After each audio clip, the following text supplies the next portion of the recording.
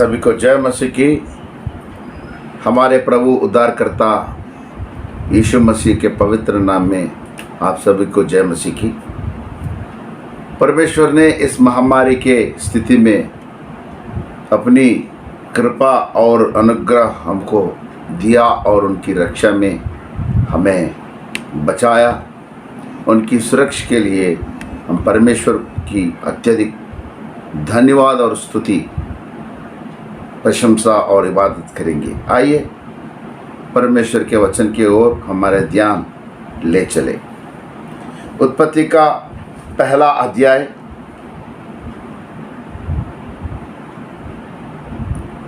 और 9 उत्पत्ति का पहला अध्याय और 9वां वचन में परमेश्वर ने कहा, हाँ ठीक है, पढ़िए।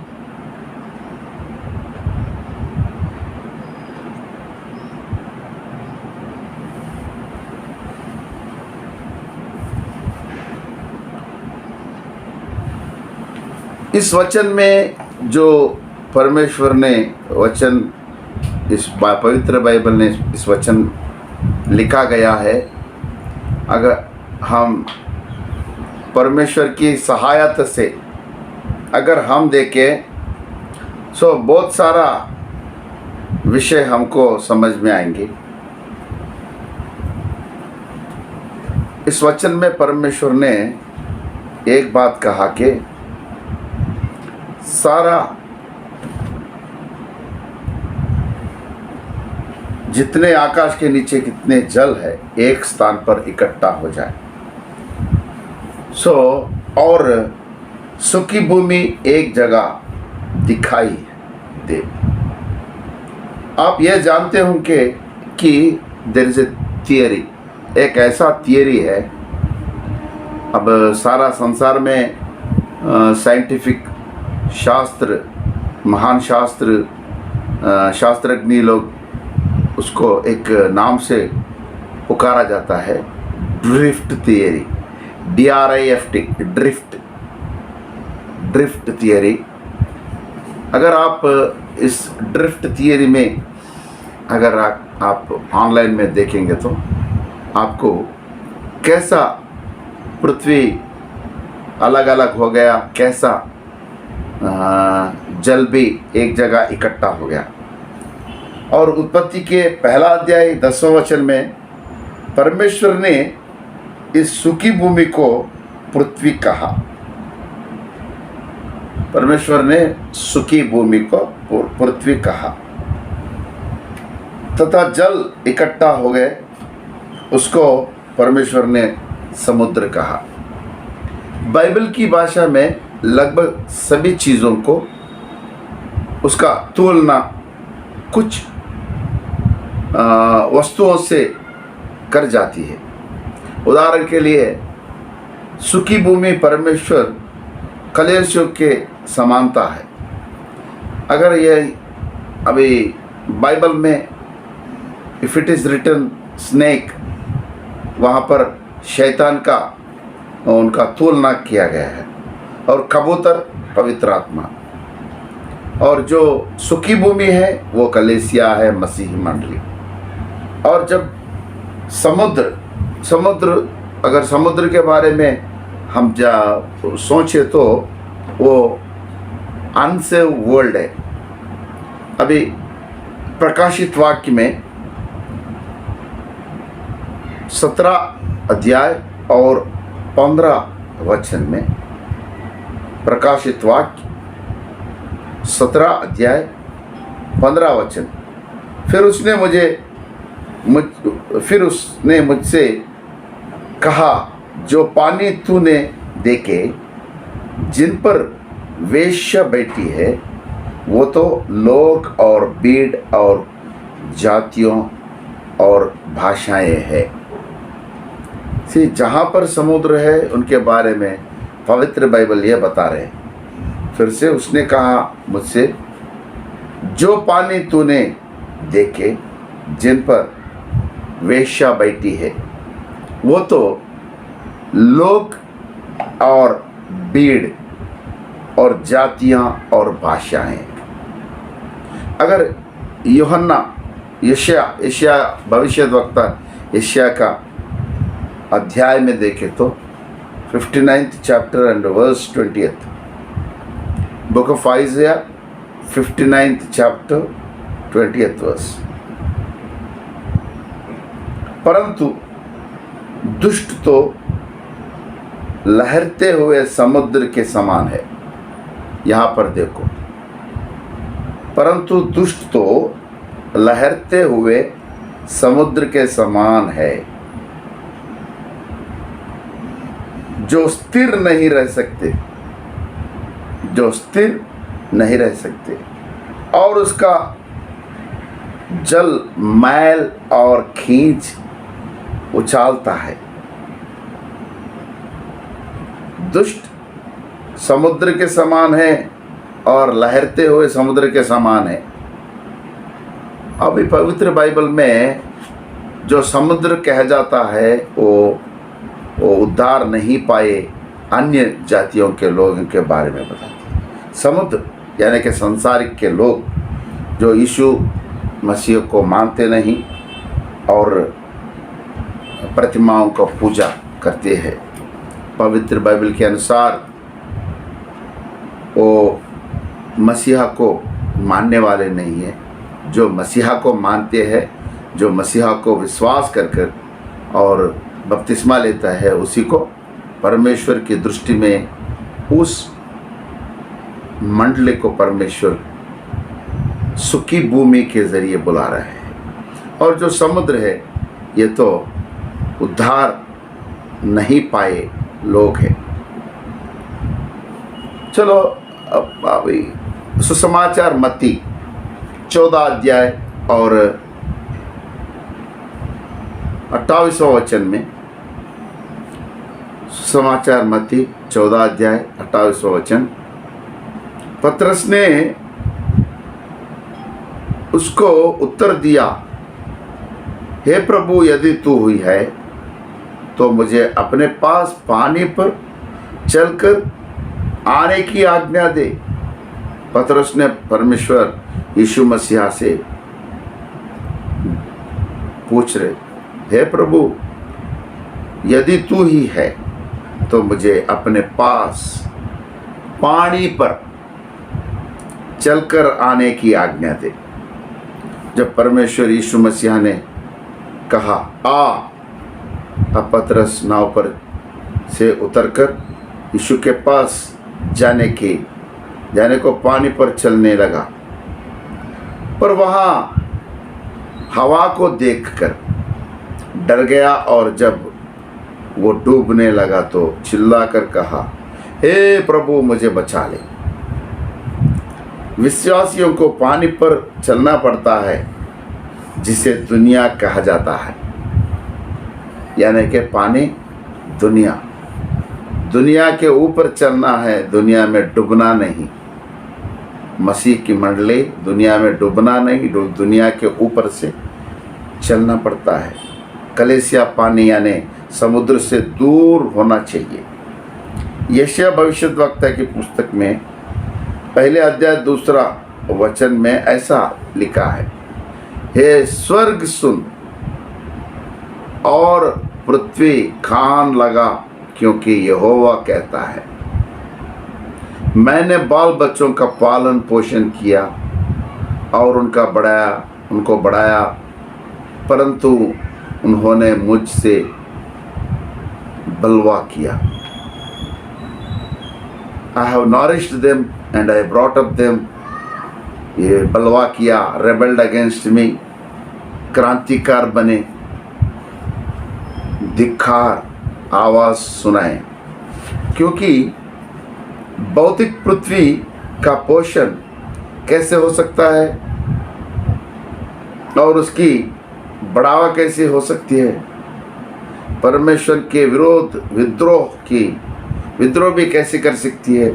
अगर यदि वो भौतिक पृथ्वी है, उसको बढ़ावा नहीं कर सकते हैं, उसका पोषण भी नहीं कर सकते हैं, और परमेश्वर के विरोध में विद्रोह भी वो कैसे कर सकती है? सो ये जो पृथ्वी है, ये जो सुखी भूमि है, ये परमेश्वर की कलेसियों के बारे में प्रस्तुत है। यह बातें तो कलेसियों के बारे में है।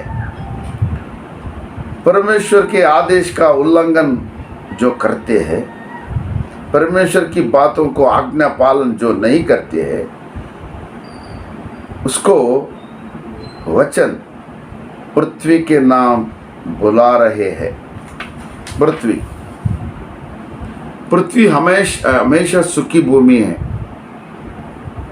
पृथ्वी हमेशा सुखी भूमि बन के रहना है, यह परमेश्वर का चाहत है। लेकिन शैतान हमेशा सुखी भूमि पर उस भूमि में पानी से भरना चाहता है और उस पृथ्वी को गीला बनाना और बिगाना चाहता है शैतान। यदि परमेश्वर की कलीसियां यानी मसीह मंडलियां में अगर दुनिया की भावनाएं है तो यहाँ गीला है। परमेश्वर की कलीसियों को सांसारिक विचार में नहीं भरना चाहिए। पवित्र आत्मा परमेश्वर ही केवल कलीसियों को सुखा रख सकता है, और वो भी वचनों के जरिए। निर्गमन के पुस्तक में 14 अध्याय और वचन 16, निर्गमन का 14 अध्याय और 16 वचन।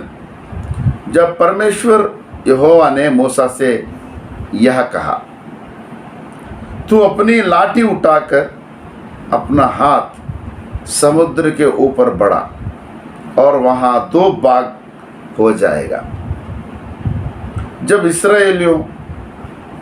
इस्राएली समुद्र के बीच होकर स्थल ही स्थल पर चले जाएंगे। ये स्थल ही स्थल का मतलब क्या है? सुखी भूमि। यहाँ पर स्थल ही स्थल का मतलब है सुखी भूमि।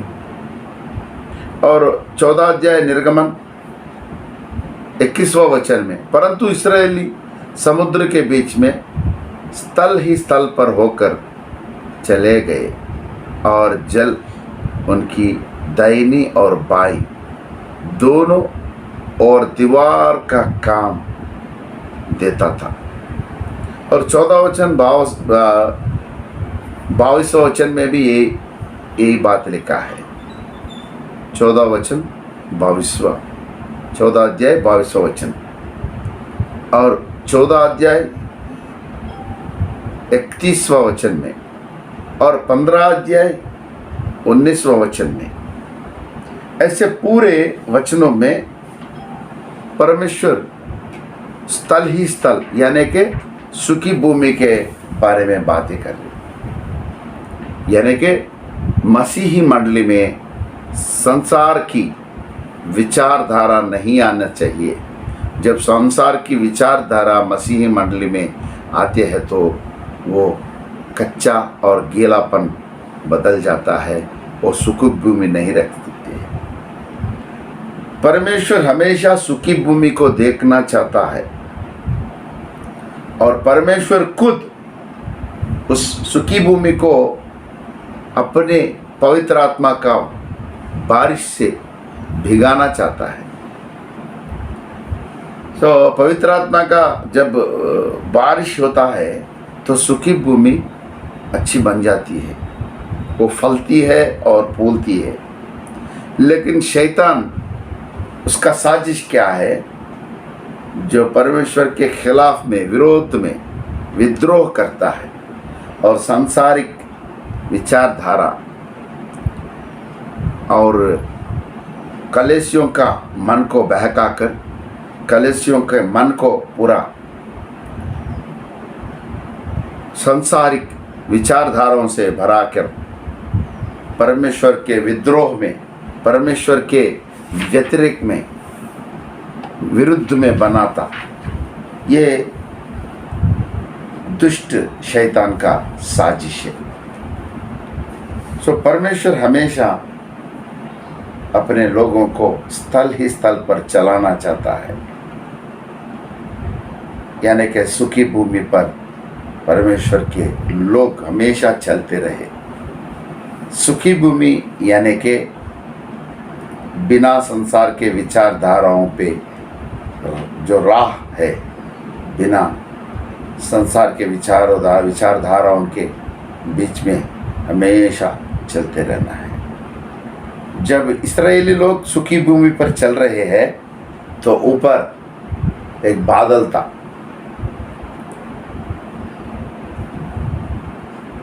दो तरीके के बादल है, एक अग्नि का और एक both types of pillars could be seen there। यानी परमेश्वर अपने स्वास्थ्य के इस्राएली लोगों को सुखी भूमि पर चलाना चाहता है, यानी कि पवित्र कलेसिया जो परमेश्वर के अपने एकलौता पुत्र, उनका खून में जो अपने दो पापों को, गुनाहों को धोकर पवित्र किया, वो हमेशा पवित्र बाइबल के परमेश्वर के विचारधाराओं के साथ चले। लेकिन शैतान उनके मन को सांसारिक भावनाओं से, सांसारिक विचारधाराओं से और कलमश बनाना चाहता है। यही परमेश्वर हमें इस वचन में हमको बताना चाहता है। इस उत्पत्ति के पहला अध्याय और वचन 9 और 10 के ज़रिए परमेश्वर हमको ये बात सिखाना चाहता है कि हमेशा अपने विचारधारा सुखी रह सके, ताकि परमेश्वर अपनी रूह का बारिश से उसको गीला कर उसको चला सके। लेकिन शैतान सांसारिक भावनाओं से अपने मन को वो भिगाना चाहता है। चलो ऐसे उनके साजिशों से हम बच के रहे और शैतान की चाल को हम उसकी जाल में ना फंसे। हम परमेश्वर के ओर हमारे आंख उठाकर देखें, उनकी आंखों में उनके वचनों के ओर हमारा दृष्टि और उनके क्रूस के ओर हमारा दृष्टि बने रहे, ताकि हम हमेशा सुखी रहें। चलो हम प्रार्थना करते हैं कि परमेश्वर हमेशा हर एक विश्वासी को सुखी भूमि के जैसा बना दे, ताकि सांसारिक विचारधारा हमारे मन में से दूर हो जाए, सांसारिक भावनाओं से हमेशा हम दूर बनकर जी सके। प्रभु इस वचन को आशीषों से भर दे। चलो हम सब मिलकर प्रार्थना करेंगे।